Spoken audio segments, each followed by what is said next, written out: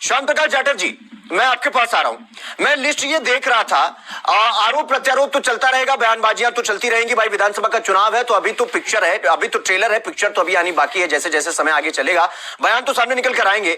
लेकिन मैं आपकी लिस्ट देख रहा था, 9 बाहर के लोग आए हुए हैं, मतलब दूसरी पार्टियों से आपने हायर किया हुआ है।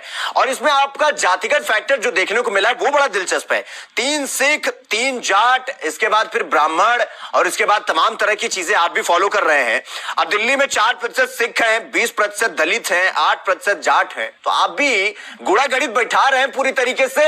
लेकिन आम आदमी पार्टी आपको सही से बैठने नहीं दे रही है। इसी वजह से आप लोग भी थोड़ा हर फैक्टर को ध्यान में रख रहे हैं, इसलिए अपने नेता से ज्यादा बाहर से जो पैरासूट लैंडिंग हुई है आपके प्रत्याशी में, आपके पार्टी में जिन प्रत्याशियों की, उन पर आपका ज्यादा भरोसा है। और यही तो अभी कह रहे थे अपने धनोज कुमार जी कि भाई इस बार बीजेपी का भी हमको कुछ समझ में नहीं आ रहा है। श्याम प्रकाश जाटव जी, देखिए, जिस तरीके से आम आदमी पार्टी में जो मंत्री दर्जे पर थे, मंत्री थे, वो आम आदमी पार्टी छोड़ करके भाजपा में उन्होंने शरण ली, क्योंकि उनको आम आदमी पार्टी की कारगुजारी पसंद नहीं थी।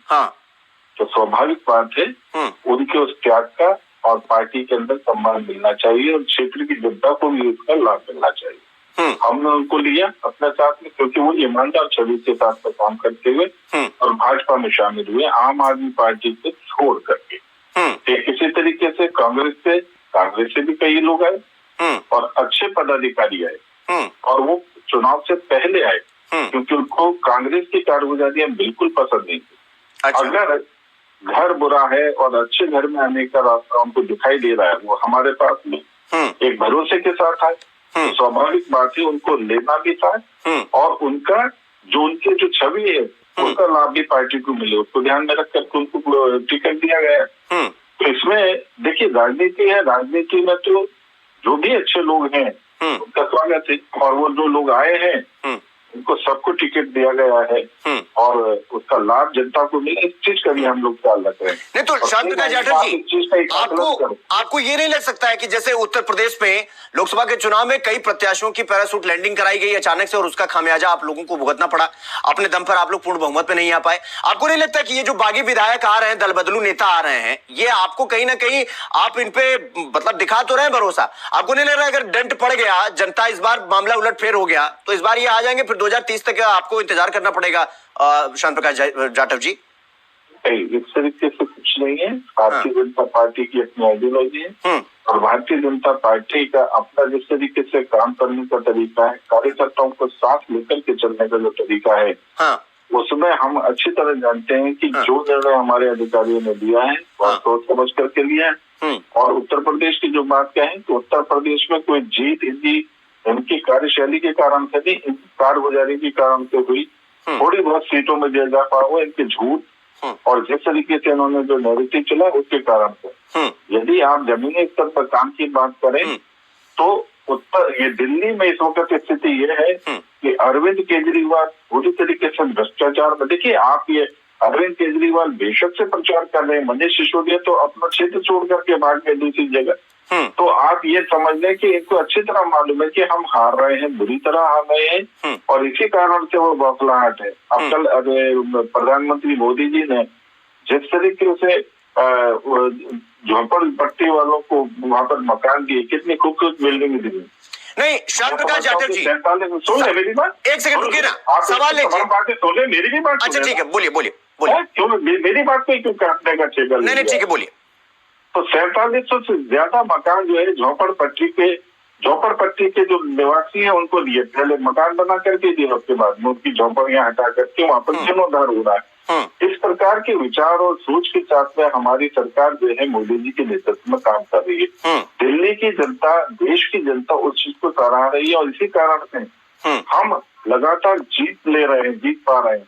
आपने दिल्ली में आयुष्मान योजना नहीं चालू करी, उसका खामियाजा दिल्ली की जनता को कितना भुगतना पड़ रहा है। आपने केवल सरकारी हॉस्पिटलों के सहारे दिल्ली की जनता को छोड़ दिया है, आप उसका लाभ वहां पर नहीं लेने दे रहे। मगर हम लोग जिस तरीके से पूरे देश में आयुष्मान भारत का, आयुष्मान सेवा का जो लाभ दे रहे हैं, हम दिल्ली में जीत करके आएंगे, आयुष्मान सेवा का लाभ दिल्ली की जनता को मिलेगा। तमाम सुविधाएं जो है हमने जमीनी तौर पर दिखाई, जिसकी हर जगह प्रशंसा है। कल से देखिए ना किस तरीके से लोग जो है ना खुश है, अपने अपने मकानों में कितनी सुविधाओं के साथ में जा रहे हैं।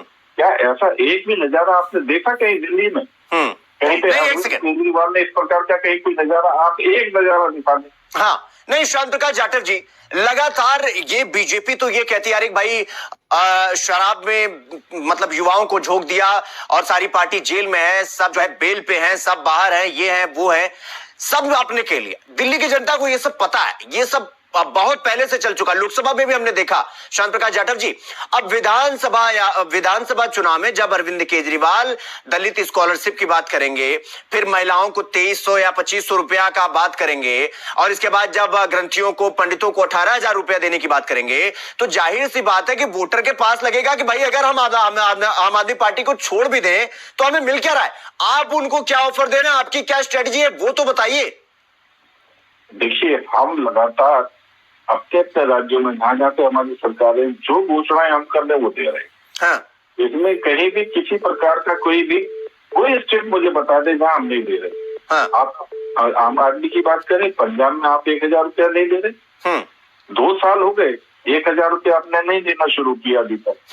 आप दिल्ली में भी इवन नहीं दे रहे वृद्धा पेंशन, और जिस तरीके से सिर्फ 240 मौलवियों को तनख्वाह देनी है, वो 240 लोगों को नहीं दे पा रहे, जबकि 2500 से ज्यादा मंदिर हैं, और एक मंदिर में अगर 4 भी जाना वो है पुजारी हैं, तो आप जो है कहां से वो पैसा लेकर आएंगे?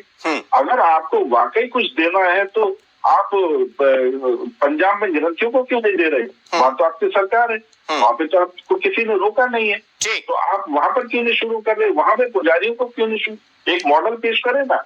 मगर क्या दिल्ली की बात कर रहे हैं? दिल्ली में आपके कारण से जो आप पैसा नहीं दे रहे, उसके कारण से रैपिड में जो रेल है उसका काम रुका हुआ है। सिर्फ दिल्ली का पोर्शन रह गया, बाकी उत्तर प्रदेश का सारा पोर्शन रैपिड में रेल का जो है वो कंप्लीट हो चुका है। तो ये केवल किसके कारण से? अरविंद केजरीवाल के कारण से, दिल्ली सरकार के कारण। ठीक है श्याम प्रकाश जाटव जी, मैं